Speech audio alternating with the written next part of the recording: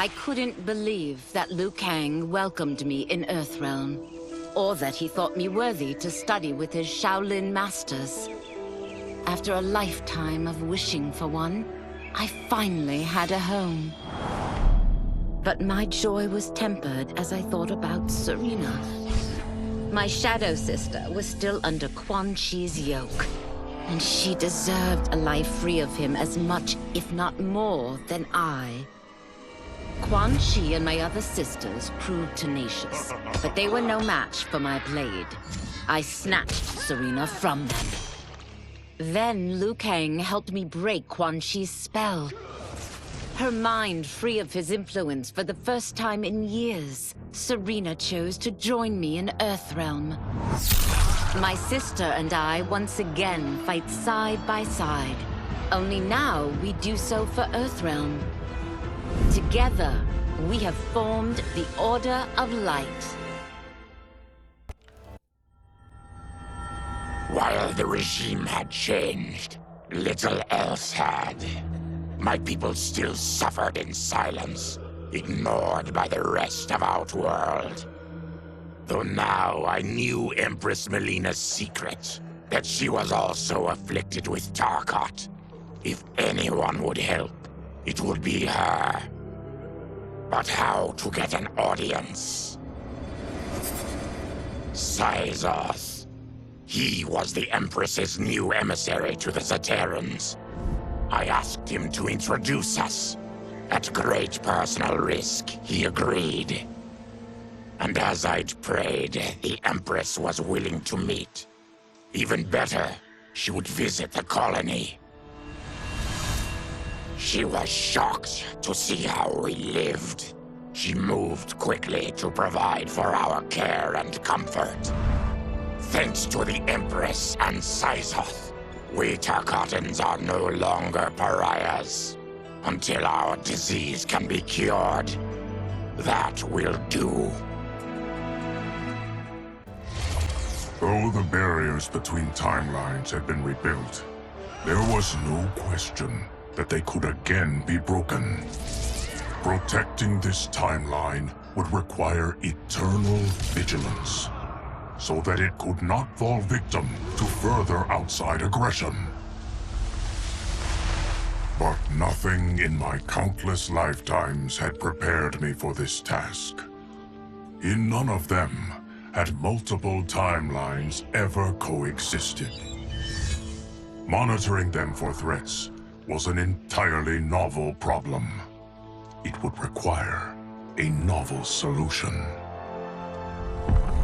I discovered that though the timelines no longer touched, their meeting had left them intertwined. I can now secretly surveil all timelines, keeping watch for potential danger. It pleases me to do this service for the new era. Lord Liu Kang may rest assured that it is secure. Quan Chi's defeat had cost me everything. For months I had furthered his plot, and now I had to start over. Saito's people were still in chains. That's when Rain approached me. On the run from Empress Melina, he was desperate for help. And though I'd had my fill of sorcerers, this one was different. I agreed to provide him safe haven. He agreed to help topple Saito's government. And topple it we did. Rain summoned a wave so fast, so powerful, that it crushed the capital. Saito's fascist rulers were swept away. My people are finally free. They can chart their own course, needing only to follow their own desires. Their lives are now blessed by anarchy. Since this whole thing kicked off, I'd wondered why Liu Kang chose me to be a champion. I mean, sure, I was killing it as a martial arts star, but it's one thing when it's all for show. It's different when you're playing for keeps. Then Liu Kang let me in on his master plan. He wanted the masses to know about the world beyond them, the one filled with gods and monsters, and he wanted me to tell them about it. But I knew revealing the truth all at once would be too shocking of a plot twist for most. That's why I pitched doing a bunch of stories, to slowly get people used to it.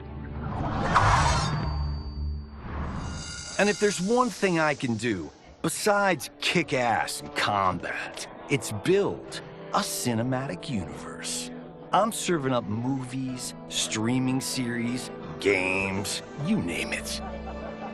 I like that I'm doing a public service. And it doesn't hurt that I'm making more than a few bucks. It's the kind of synergy that would make any studio mogul proud. I wasn't looking for allies against the Yakuza, but I found one in Special Agent Jackson Briggs. He'd heard gangsters plotting to kill me on a wiretap and came calling, hoping I'd be his informant. We planned to part ways when we got the job done. But then, Shang Tsung showed up to steal Sento. Needless to say, Jackson had questions. It blew his mind to hear that the stories in Johnny's movies were real. Once the shock wore off, Jackson quickly sized up the threats Earthrealm faced. To deal with them, he got his bosses at the FBI to form the Outworld Investigation Agency. When he asked me to sign on, I hesitated. After all, me? A government agent? But it's an important job. And more importantly to me, an honest living. General Shao's revolt left Outworld's armies in tatters. We were vulnerable to enemies both foreign and domestic. That's why my sister asked me to take command, to stitch her military back together and purge Shao's loyalists within it. She trusted only me with the task. The soldiers, however, had little faith. They thought me a spoiled dilettante, unprepared and unfit to serve. That I could fight mattered little. All that mattered was that I wasn't one of them. I finally earned their loyalty by orchestrating an epic victory over Shao and his rebels. Though the general himself escaped, his forces were smashed. For as long as I am able, I will lead the Empress's armies in defense of Outworld. Through strength, we will achieve peace. It was inevitable that the Shaolin Masters had me join them. They knew just how much future initiates could learn from me. Shujinko was one of my earliest. His ability to absorb anyone's powers and skills was amazing. With the right training, he could become our greatest champion. I knew that I alone could give it to him. But as his proficiency grew, so did his ego. In love with himself and his power, Shujinko became a threat to the realms. He hadn't learned humility, because I wasn't the one who could teach it. I should have listened to Raiden's warning and not tried to train Shujinko alone. After he was subdued, Shujinko's accumulated abilities and memories were taken from him. He is once again a new initiate, ready to begin his training. This time, Raiden and I train Shujinko together. He will become the champion he is destined to be. And I will fulfill my duties, humbly and cooperatively. As her reign began, Empress Melina faced many challenges. To meet them, she turned to the people she trusted. Her sister to lead her army, and me to lead her Imperial police. Though I missed Empress Sindel dearly, I was glad my ties with her family had been mended. But while it was an honor to be made responsible for Outworld's internal security, I soon realized accepting the appointment was a mistake. I'm not cut out to be a bureaucrat, nor am I patient enough to navigate the Imperial Court's politics. I was at my best patrolling Sundo's streets, when I could feel the city's pulse and serve and protect its citizens directly. That's why I resigned my post and resumed my role as Sundo's first constable. I end each day knowing I've made a difference. My loyal partner had warned me. Reclaiming my power as Keeper of Time might have unforeseen consequences. In this, as in most things, he proved prescient. The process I had undergone did irreparable harm to my body. Taking back my power had cost me my immortality. While my lifespan would still stretch across eons, I would one day perish. And if the war with Titan Shang Tsung taught me anything, it is that this timeline is not safe without a protector. Yet I had never given thought to choosing a successor. Who is it that could replace me and protect my new era? The answer, of course, is Geras. Tireless and meticulous, he is perfectly suited to be entrusted with this grave duty. And no one knows better the temptations of the hourglass. I have no doubt he will be above them. Though worried about how the public might react, I met with Baraka to discuss his Tarkatans. Speaking from his heart, he moved me. I agreed to visit his colony and see how his people lived. The conditions were atrocious. This was one of my mother's few mistakes. Like all Outworlders, she treated Tarkatans with scorn. What they deserved from us was compassion. And the only way to get it for them was to reveal my affliction. To show all my subjects that even an empress could get Tarkat. The scandal my revelation caused was intense. But with the help of Kitana and Tanya, I emerged from it a stronger empress than ever. My honesty, empathy, and resolve won over my remaining doubters. There is no longer any question that I am fit to lead the Empire. Quan Chi's plot collapsed. Along with it, my plan to secure new beings to feed my starving people. Because I'd advocated for partnering with him, I was held responsible. If I didn't seize for Viternus' new feeding grounds, the Coven would banish me. But then, I had a revelation. I didn't need to conquer realms to feed my people. I simply needed to capture enough beings to breed them. Once they multiply, Viternus will have a limitless, renewable source of food. And I only need a few thousand to start. A number so small compared to the billions in the realms that no one will notice as people go missing. But it will be more than enough to establish our breeding stock and feed a ravenous Viternus.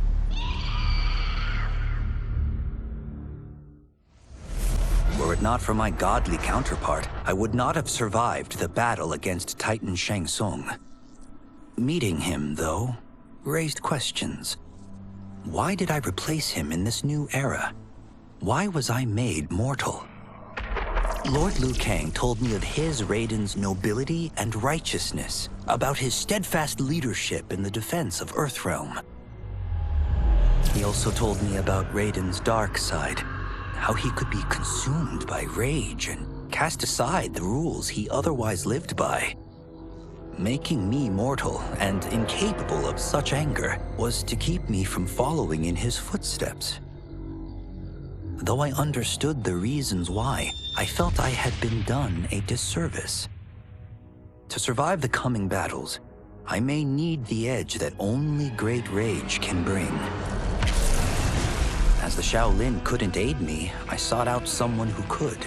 Someone to stoke the fire within me and teach me to master it. For this, I could have no better teacher than the Shirai Ryu's Grand Master. To elude capture by Empress Melina, I joined Havoc's crusade in Saido. There, I summoned more magic than I thought possible, and drowned out the old regime. Havoc's longed-for anarchy had been achieved. He was more than satisfied. But I was left empty and broken. Had I been satisfied as Outworld's High Mage, not let myself be tempted by Shang Tsung, a great city would not now lay in ruins. I've caused devastation, ended thousands of lives, all because of my blind ambition. I've betrayed my oath, my sovereign, and my realm. These high crimes merit punishment, and I'll accept whatever the Empress gives me. My only ambition now is to one day be forgiven. With General Shao freed from prison, we began raising a new army against the royal family. Though many were eager recruits, few were good at soldiering. It was so bad, the general was forced to change tactics. He decided that we needed a doomsday weapon. That weapon isn't a thing, though. It is a monster. Onaga, the Dragon King. The general told me the old legends were true, that his ancient ancestor defeated Onaga, trapping him deep inside Mount Sagan. The Dragon King is still there today, his pent-up fury waiting to be unleashed. Because Onaga is so dangerous, the general wouldn't risk trying to tame him before. But now, he feels we have no choice. Though I likely won't survive, I accept this mission gladly. I can think of no greater honor than to give my life in the general's service. After fleeing Outworld, I hadn't expected to return. But then, I also hadn't expected the new Empress to make me an offer I couldn't refuse. To thank me for helping stop General Shao's rebellion, she asked me to be her emissary to the Zaterrans. Going home, bearing the seal of the royal house, I would show, once and for all, that my mutation wasn't to be feared. That it wasn't a source of shame. To my surprise, I was welcomed. But those warm smiles hid a dark secret. I stumbled upon a trove of official records, which showed that my shape-shifting ability isn't unique. Many Zaterrans are born with it, but are killed by their government to keep it from spreading. Who started this barbaric policy? Who is now enforcing it is unknown. But I will find out. And I will put an end to this madness. No sooner had Titan Shang Tsung been defeated than Bihan and his loyalists hunted us down. Outnumbered, we fled to Japan. There, we sought refuge from an old family friend. As children, we played together. But Harumi Shirai was a woman now, the head of her clan. Her strength, beauty, and intellect awed me. Also incensed by Bihan's betrayal, Harumi agreed to help me forge a new clan, one that would stand against him and defend Earthrealm. Her aid proved invaluable, and as time went on, we grew closer. To honor Harumi and pay respects to my new bride, I named the clan after her, calling it the Shirai Ryu. Now the battle against my brother begins in earnest. The Shirai Ryu won't rest until Bihan is defeated and the Lin Kuei's honor restored. After escaping Lei Chin prison, I was hounded by the Imperial Police. I needed a place to hide and to recuperate while I plotted the best way forward. I knew the remote canton of my youth would be perfect. To escape capture, I traveled by sea.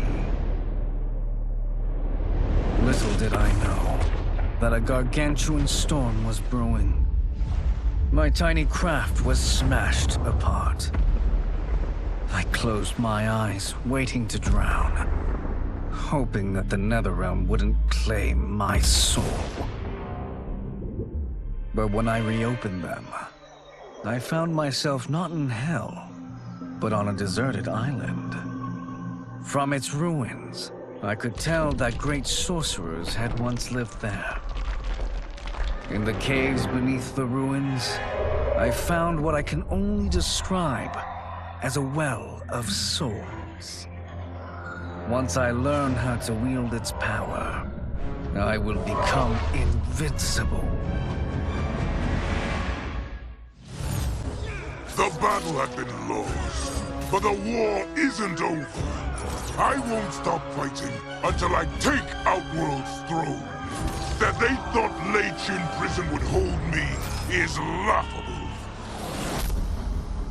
Once free, I began planning my next campaign. I would need an unstoppable army to overthrow Melina. Unfortunately, most of my former soldiers lacked the courage to rally to my standard. Rebuilding my army would require finding new recruits. And that task is proving easier than expected. Outworld's golden age has left more than a few behind. Without hope, without power, they eagerly heed my call to tear down Melina's government. As the darkness enveloped me, I took a long last look at my family. I did not expect to see them again until their souls joined mine in the living forest. But miraculously, my beloved husband delivered me from oblivion. Though he couldn't save my body, Jared had preserved my soul. Like him and countless others, I am now a part of Ermac. Yet ours is not a peaceful repose. The collected souls within Ermac have their own needs and agendas. Before we can speak as one, we must first reach consensus. I had thought, as the former rulers of Outworld, I and Jared would hold sway. But here we are, two souls among many thousands, fighting for the right to be heard. And if there is one thing we do well together, it is fight. We will win the right to govern Ermac as we once had governed Outworld. And we will rule for the benefit of all. Kuai Liang and I were working hard to build our new clan. But even with the help of his close friend Harumi, it was difficult. The biggest problem was finding the right initiates. Then, one night, while walking outside Harumi's compound, I was attacked. I thought at first it was a Lin Kuei assassin, but his strikes were too uncertain, too angry. My attacker, it turns out, was a boy. Homeless and hungry, his assault was born of desperation. He needed money so that he could eat.